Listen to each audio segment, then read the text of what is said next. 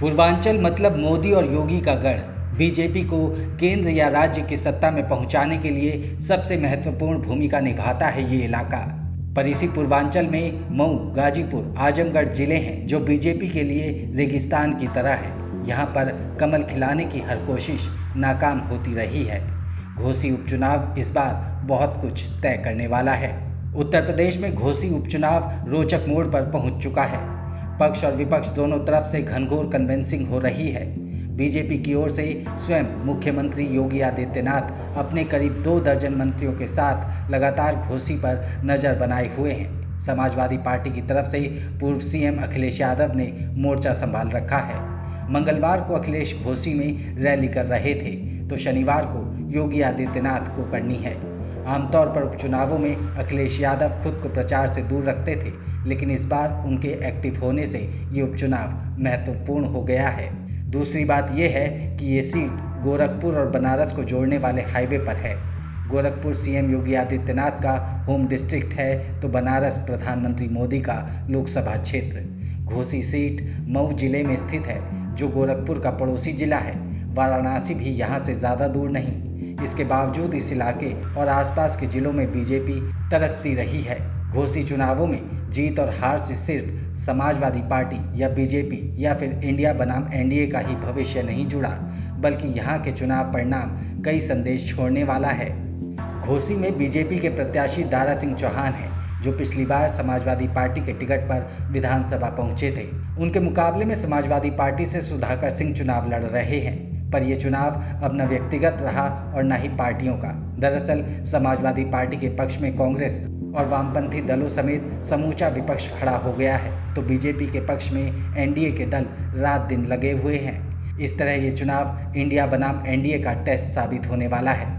अगर ये उपचुनाव समाजवादी पार्टी जीतती है तो इसे इंडिया की जीत माना जाएगा। इसी तरह समाजवादी पार्टी अगर ये चुनाव हारती है तो भविष्य में होने वाले गठबंधन को लेकर पार्टी सावधान हो जाएगी। अखिलेश यादव घोसी की जनसभाओं में ये बताना नहीं भूलते कि हम इंडिया अलायंस हैं।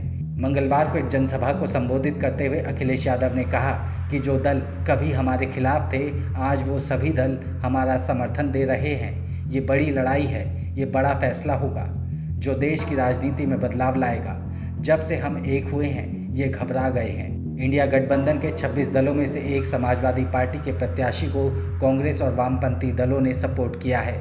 इसके साथ ही अपना दल और आरएलडी ने अपने कार्यकर्ताओं से कहा है कि वो समाजवादी पार्टी की जीत सुनिश्चित करें। खुद अखिलेश यादव अपने चाचाओं राम गोपाल यादव और शिवपाल यादव के साथ चुनाव प्रचार में लगे हुए हैं। दूसरी ओर बीजेपी के लिए एनडीए के घटक दल सुभा सपा, निषाद पार्टी, अपना दल के लोग लगातार क्षेत्र में जमे हुए हैं। 8 सितंबर को परिणाम चाहे जो हो, एनडीए और विपक्षी गठबंधन इंडिया दोनों के लिए महत्वपूर्ण होगा। एनडीए की जीत में सुभा सपा, अपना दल और निषाद पार्टी जैसी पार्टियों की डिमांड बढ़ जाएगी।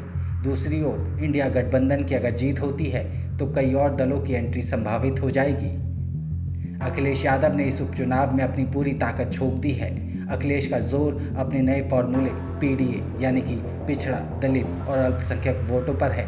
यही वजह है कि अखिलेश ने स्वामी प्रसाद मौर्य को हिंदू धर्म के खिलाफ दिए जा रहे बयानों को लेकर कभी ऐतराज़ नहीं जताया, जबकि मौर्य लगातार ऐसी बयानबाजी कर रहे हैं। अखिलेश यादव अपनी सभाओं में जातिगत जनगणना के मुद्दे को ज़रूर उठाते हैं। मंगलवार को एक जनसभा में उन्होंने कहा कि ये लोग सिर्फ बात करते हैं सबका साथ सबका विकास की, लेकिन जातिगत जनगणना के खिलाफ हैं। इंडियन एक्सप्रेस की एक रिपोर्ट के मुताबिक घोसी विधानसभा में करीब 4,37,000 वोट हैं, जिनमें 90,000 के करीब मुस्लिम, 60,000 दलित, 77,000 ऊंची जातियों के लोग हैं, जिनमें से 45,000 भूमिहार, 16,000 राजपूत और 6,000 ब्राह्मण वोटर्स हैं। बाकी बचे वोट सभी ओबीसी जातियां हैं। कांग्रेस और बीएसपी के चुनाव में शिरकत न करने की वजह से मुस्लिम वोट समाजवादी पार्टी को मिलने की उम्मीद है। 2019 के उपचुनाव में बीएसपी के मुस्लिम कैंडिडेट को करीब 50,775 वोट मिले थे।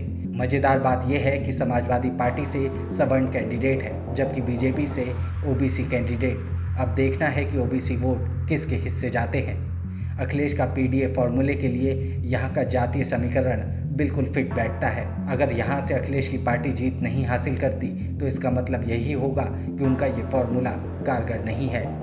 इस उपचुनाव में समाजवादी पार्टी में पारिवारिक एकता देखने को मिल रही है। मैनपुरी लोकसभा उपचुनाव के दौरान शिवपाल यादव समाजवादी पार्टी के लिए जमकर प्रचार कर रहे थे।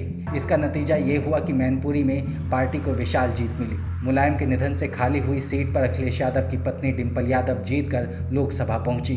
शिवपाल को इनाम के तौर पर सपा का राष्ट्रीय महासचिव बनाया गया। इसके पहले शिवपाल का भविष्य बहुत अस्थिर लग रहा था। शिवपाल अभी अखिलेश के काफ़ी नज़दीक है, पर समाजवादी पार्टी में उनकी राजनीतिक ज़मीन अभी भी जम नहीं पाई है। घोसी चुनाव में अगर समाजवादी पार्टी कमाल करती है तो शिवपाल यादव के पैर पार्टी के अंदर जम जाएंगे।